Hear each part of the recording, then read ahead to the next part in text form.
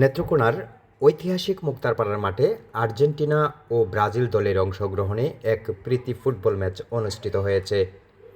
নেত্রকোনার আইডল বন্ধুবান্ধবের আয়োজনে অনুষ্ঠিত এই ম্যাচে অংশগ্রহণ করেন এলাকার বিভিন্ন শ্রেণী পেশার বন্ধুবান্ধবরা।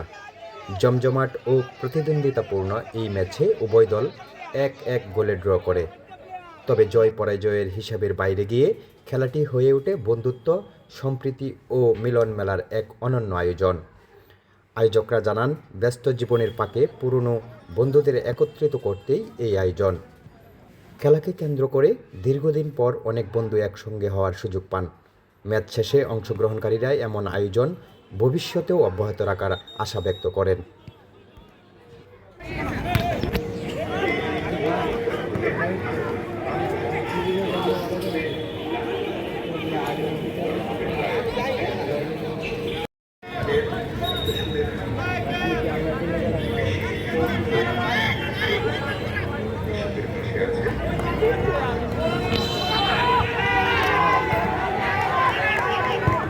বিশ্বকাপ উপলক্ষে আমরা নেত্রকোনার যাই বন্ধু মহল আছি, ওরা সকলে মিলে আর্জেন্টিনা বনাম ব্রাজিল খেলার আজকে আয়োজন করা হচ্ছে। আর অবশ্যই আমরা আর্জেন্টিনা আশাবাদী, আর্জেন্টিনা চ্যাম্পিয়ন হবে। আর আজকে খেলা তো আমরা